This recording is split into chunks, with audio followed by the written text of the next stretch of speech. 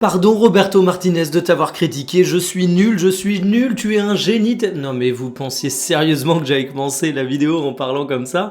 Salut tout le monde, c'est TMF, nous sommes aujourd'hui le vendredi 3 juillet et vous l'avez compris, nous avons commencé le journal du jour en parlant de la rencontre du Portugal face à la Croatie. Mais je suis de bonne foi et j'ai beau avoir l'habitude de taper sur Roberto Martinez, j'ai beau avoir encore beaucoup de reproches à lui adresser, vous allez le voir, j'ai quand même la reconnaissance d'une chose particulièrement réussie de la part du sélectionneur portugais sur cette rencontre. On parlera également de l'Espagne qui a remis les pendules à l'heure face à l'Autriche. J'ai pas d'autres termes mais vous allez comprendre pourquoi j'insiste là-dessus. Nous allons parler de Nagelsmann et du conseil façon mafia qui a été donné pour la suite de sa carrière et ça a été relativement efficace. Nous évoquerons la situation de notre bonne vieille Ligue 1 avec des enjeux du côté des burgers, des enjeux du côté de la télévision. Non, on ne parlera pas d'obésité, mais plutôt du fait de crever la dalle en termes de moyens. Et enfin, on terminera avec Croupi, le Paris Saint-Germain, Gonzalo Ramos, Dembélé, le profil des potentiels recrues. Un sujet qui va être très précis sur Croupi et ce dont a besoin le Paris Saint-Germain. C'est le dernier journal de la semaine, installez-vous confortablement et bienvenue pour le journal du jour. Est-ce que ce but aurait dû être refusé pour la Croatie? Est-ce qu'il y a eu un vol en mondovision? Est-ce que le Portugal est injustement qualifié? Eh ben, je vous laisse débattre en commentaire. Ici, on va pas parler de ça, mais en tout cas, une chose est sûre, c'est que ça fait beaucoup réagir. Je l'ai mis au début, comme ça fera de l'engagement, hein. Battez-vous. Non, ici, on va parler de la rencontre et du reste. Et il faut avouer que pour une fois, j'ai pas que du mal à dire sur Roberto Martinez, qui est un petit exploit. Il a trouvé un petit peu de courage au cours de cette rencontre. Alors qu'on soit clair, le Portugal, ça joue toujours aussi mal, surtout par rapport au talent et au potentiel qu'ils ont. Mais il y a eu du coaching qui n'était pas totalement inintéressant. On a donc échappé aux prolongations, une qualification 2-1 du Portugal avec un but à la toute fin de Gonzalo Ramos. Les compositions étaient les suivantes. Et pourquoi je dis que Roberto Martinez a eu une bonne influence? Eh bien, regardez ce coaching. Il a osé sortir Cristiano Ronaldo, même si je note que l'attaquant portugais a eu un beau but hors jeu d'un rien. Il a fait entrer Ramos Tau, qui a été l'homme de la libération.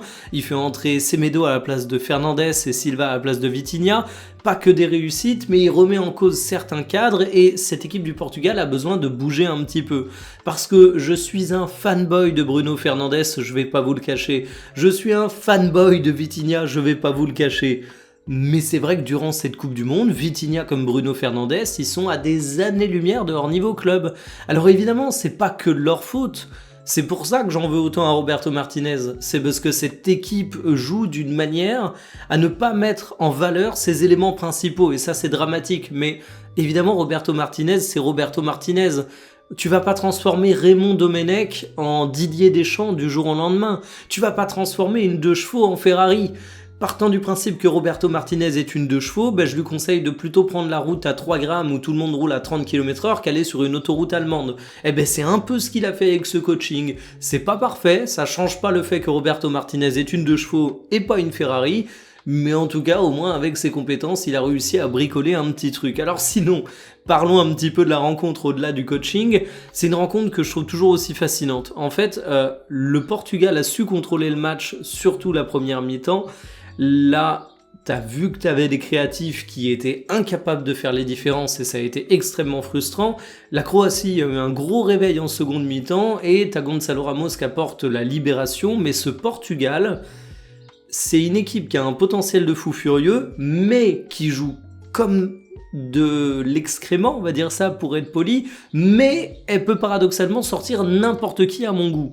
C'est un petit peu ce côté Euro 2016 pour le Portugal où tout le monde crachait sur tous les matchs, mais à la fin c'est le Portugal qui l'a emporté.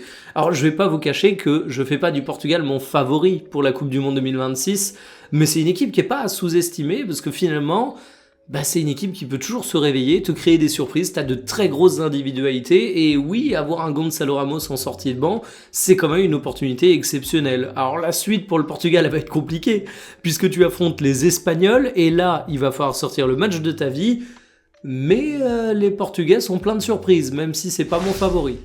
Je le disais avant la rencontre, l'Espagne pour moi c'est le grand favori avec l'équipe de France. On peut à la limite débattre, plutôt Espagne, plutôt équipe de France, mais j'avais l'impression que ça manquait un petit peu de respect à l'Espagne. Alors ils ont eu 2 matchs un petit peu moins en vue au cours de ces premières rencontres de la Coupe du Monde, mais il fallait quand même voir le contexte avec les absents, avec l'Uruguay ensuite qui a été un adversaire très âpre, très compliqué à affronter. Et moi j'étais persuadé que ce match face à l'Autriche, il allait remettre les pendules à l'heure et que tout le monde allait capter que bah ouais, au bout d'un moment, c'est pas pour rien que l'Espagne était annoncée comme énorme, comme un des favoris, sinon le favori avant le début de la compétition. Bon ben voilà, t'arrives 3-0 face aux Autrichiens, voici les compos qui étaient alignés.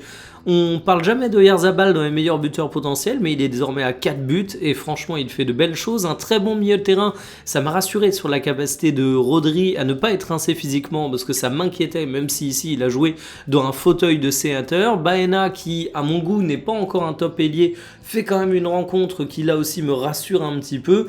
Lamine Yamal a peut-être été un petit peu moins en vue, mais il fait pas un très mauvais match pour autant. J'ai l'impression que les critiques sont très dures, peut-être à la hauteur des attentes qui sont monumentales. C'est normal, c'est la star de l'Espagne, donc il y a beaucoup d'exigences, il a failli marquer, mais moi ce que je retiens surtout de cette Espagne, c'est que c'est une équipe qui est ultra complète. La charnière centrale est absolument excellente, les latéraux sont déjà de bons latéraux dans l'absolu en club, mais j'ai l'impression qu'ils ont une capacité à se transcender quand ils jouent avec le maillot espagnol qui est phénoménale. Le milieu de terrain, bon ben j'ai pas besoin de vous dire que Pedri et Rodri sont de bons joueurs, en fait il y a assez peu de failles dans cette équipe espagnole. Et en face avec l'Autriche, bon ben t'avais le cadavre d'Alaba qui essayait de s'animer en défense centrale. Alors il y a un sauvetage certes, mais il y a quand même pas mal de moments où je me dis qu'en termes de lecture des situations, il est complètement à côté de la plaque. Le milieu autrichien il a pris l'eau et finalement à part Sabitzer qui est un joueur que j'aime bien, donc peut-être que je le regarde avec les yeux de l'amour, bah, je me dis que c'était quand même relativement triste. Donc évidemment une victoire amplement méritée pour les Espagnols. Évidemment un match qui a quasiment été à sens unique, même si bah, t'as plié vraiment le score relativement tard. Alors le prochain adversaire de l'Espagne, c'est le Portugal, j'en parlais dans mon débrief du Portugal. Ça va être un adversaire extrêmement dangereux, mais une très grosse adversité qui permettra un peu de voir de quel bois se chauffe l'Espagne face à une équipe qui a un très très gros potentiel.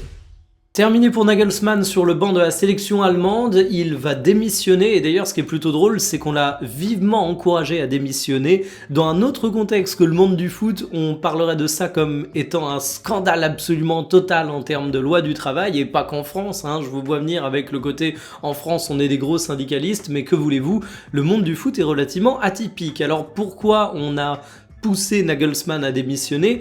Bien, tout simplement parce que quand un entraîneur est viré, il doit toucher la fin de son contrat, l'intégralité de sa rémunération qui était prévue, alors que quand il démissionne, à la limite parfois tu peux avoir des petits arrangements, mais généralement pour la sélection ou le club, quand c'est un entraîneur de club, ça te permet de faire des gigantesques économies. Et Nagelsmann, il était quand même engagé jusqu'en 2028, il avait un contrat long, et en plus il avait un contrat relativement rémunérateur à hauteur de 8 millions d'euros par saison, ce qui pour un sélectionneur est franchement pas dégueulasse. La fédération allemande ne roule pas sur l'or, très loin de là, et donc il y avait l'espoir de trouver un arrangement. Apparemment il y en aura un, et le successeur potentiel sur le banc de la sélection allemande, attention, c'est Jürgen Klopp. C'est lui qui est annoncé avec assistance. Est-ce que ça se fera ou pas? On ne le sait pas encore, mais il faut avouer que ça coche pas mal de cases. Évidemment, entraîneur d'un immense talent, une légende, évidemment il est allemand. Évidemment, il est en plus dans une situation en termes de carrière qui pourrait être plutôt propice à prendre une sélection. On sait qu'il avait besoin de se reposer un peu, qu'il s'est éloigné des terrains, qu'il a pris ce poste dans la direction de Red Bull, mais on a de plus en plus de rumeurs sur un retour. La sélection, c'est un peu le retour en douceur, c'est pas aussi éprouvant qu'être entraîneur de club, mais voilà. Ça permettrait de revoir un petit peu Jürgen Klopp pratiquer son football et franchement je pense que ça pourrait donner d'excellentes choses avec l'Allemagne. Terminant en revenant à Nagelsmann, ça fait quand même un échec de poids pour lui, ça fait quand même une grande frustration et de mon côté je suis curieux de voir de quoi va être faite la suite de sa carrière. C'est un entraîneur qu'on a poussé très haut très vite, j'étais le premier à y croire, je le dis sans absolument aucune honte, mais désormais il y a un peu moins d'optimisme autour de lui j'ai l'impression. McDonald's veut se barrer, Ligue 1 Plus ne rapporte pas une thune et il faut prévoir l'avenir. Il y a plein de sujets qui sont actuellement sur le bureau du nouveau DG de la partie commerciale de Ligue 1 Et là, j'ai envie de dire, on va commencer par quelle urgence? On va commencer en parlant de McDonald's. Tiens, vous le savez, vous n'avez pas pu le manquer, McDonald's est le sponsor officiel de la Ligue 1. Auparavant, c'était Uber Eats, ça donne lieu à des partenariats de communication divers et variés, mais aussi les fameux menus que vous avez peut-être vu passer dans les McDo. Il faut savoir que son contrat, il est très rémunérateur pour la Ligue 1, on parle de 30 millions d'euros annuels. Le problème, c'est qu'il se termine au cours de l'été 2027, que la Ligue a bien envie de prolonger ce contrat, sauf que McDo n'a pas envie. Donc évidemment, là, c'est une énorme épine dans le pied à enlever. Il faut réussir à résoudre cette situation parce que si McDo ne prolonge pas, si tu es obligé de trouver un nouveau sponsor, il y a de grandes chances que ce soit négocié à la baisse. Et même si McDo reste, quelque chose me dit que la chaîne de fast-food ne donnera pas autant pour la prochaine période. Et ensuite, il y a la question de Ligue 1+, et là, c'est marrant parce que ça confirme ce que je dis depuis le début de la chaîne. Je me jette pas des fleurs, je suis pas un oracle, fallait pas être un génie pour deviner ça. Mais Ligue 1+, c'est un projet temporaire. Aujourd'hui, le nouveau DG de la filiale commerciale de la Ligue, de LFP Media, il a pour mission de préparer l'appel d'offres pour la période 2029-2034. Vous savez pourquoi? Eh bien parce qu'on espère qu'il va y avoir un vrai diffuseur, type beIN Sport, type Canal, type je sais pas quoi, Netflix, Facebook, mettez tous les fantasmes du monde, qui va reprendre la Ligue 1. Parce que Ligue 1+, aujourd'hui, c'est ignoble en termes de rémunération pour les clubs et c'est une solution qui a été choisie parce que tu n'avais pas trop d'autres choix, parce que tu étais dos au mur et ça a que pour objectif de limiter la casse, de réussir à diffuser la Ligue 1 parce qu'il faut bien la diffuser quelque part et d'essayer de revaloriser le produit pour trouver un diffuseur et enfin remettre un peu d'argent dans les caisses. Donc à voir comment cette préparation d'appel d'offres pour la prochaine période va se passer. Mais en tout cas, bon courage à Olivier Bramley parce que franchement, il a des gros dossiers en attente. Kroupi ou Balogun pour le Paris Saint-Germain, qui vous préférez comme recrue? On a aujourd'hui Eurosport qui nous informe que Kroupi serait le remplaçant idéal pour Ramos et Dembélé, et je dois vous avouer que je comprends pas du tout en fait leur description du profil. Alors énorme respect pour le taf d'Eurosport, c'est un des médias que je respecte beaucoup en matière de football, mais là... je comprends pas. Alors déjà, il faut replacer un petit peu ce qu'est Gonzalo Ramos à l'échelle du Paris Saint-Germain. C'est un joueur qui t'a coûté beaucoup, que tu vends pour beaucoup, malgré un échec. Comment ça se fait cette sorcellerie? Eh bien tout simplement parce que Gonzalo Ramos est un excellent joueur, ça n'a échappé à absolument personne, il en a d'ailleurs fait un bon rappel avec le Portugal, mais il avait tout simplement pas le profil pour le Paris Saint-Germain. Donc oui, tout le monde sait qu'il est talentueux, mais ça l'a jamais complètement fait à Paris, donc il a fallu trouver une porte de sortie. Quand tu vas chercher à trouver un remplaçant au Paris Saint-Germain, qui sera de facto le remplaçant d'Ousmane Dembélé, tu vas pas prendre un mec qui a le même profil que Gonzalo Ramos, parce que Gonzalo Ramos, c'est pas son talent qui posait problème, c'était justement son profil. Bon Kroupi, il a effectivement un profil qui est proche de Gonzalo Ramos, hein, on peut le voir. C'est un buteur qui brille avant tout par son sens du but, justement, moins dans les autres domaines. Alors Kroupi est bien meilleur que Ramos cette saison, en PL en plus, donc c'est plus dur, mais attention, l'échantillon de Ramos est sur peu de minutes, mais forcément, si ça a le même profil que Gonzalo Ramos, ça va poser problème au Paris Saint-Germain. Et d'ailleurs, quand tu le compares à Ousmane Dembélé, spoiler alert, c'est pas du tout le même profil, donc c'est pas du tout un remplaçant naturel. Dembélé, bon évidemment il est plus fort, mais ça c'est pas la question, tu t'en doutais, mais il a plein de qualités que Kroupi n'a pas. C'est un joueur qui est bien plus complet, c'est même pas le même joueur en fait. C'est comme si tu parlais de remplacer un milieu offensif par un milieu défensif. Je caricature en disant ça, mais c'est pour vous dire que les deux sont numéro 9, mais il joue pas du tout de la même façon. Alors à la limite, là où je peux entendre que Kroupi peut faire un remplaçant parfait à Dembélé, c'est sur le volume de jeu. On sait que le Paris Saint-Germain est exigeant là-dessus. Kroupi, c'est une bête, c'est un phénomène. Il est complètement inhumain sur l'activité qu'il a sur un terrain. Mais ça suffit pas à remplacer Dembélé en termes de profil technique. Donc voilà, moi j'aime bien Kroupi. C'est un joueur que je trouve extrêmement intéressant, peut-être très très fortement valorisé par rapport au fait qu'il a fait qu'une très grande saison pour le moment. Donc, je serais un directeur sportif, je poserais peut-être pas 120 millions d'euros dessus comme ce que certains ont l'air de vouloir faire, mais pour le Paris Saint-Germain, je me pose surtout la question du profil. Est-ce qu'il y a que moi que ça choque? Terminé pour le journal du jour, cet après-midi nous parlons de l'équipe de France, on a parlé de l'Espagne dans le journal, j'ai pas encore dédié de vraies vidéos aux Espagnols et j'ai bien envie de me prêter à un petit exercice de comparaison entre la France et l'Espagne. Parce que je trouve que l'Espagne a remis les pendules à l'heure, je suis extrêmement enthousiaste sur l'équipe de France et optimiste, vous le savez, Est-ce que l'Espagne est meilleure que la France? Est-ce que la France est meilleure que l'Espagne? Évidemment, comparaison n'est pas raison. C'est plus un petit format un petit peu ludique pour donner un prétexte afin de parler des deux équipes.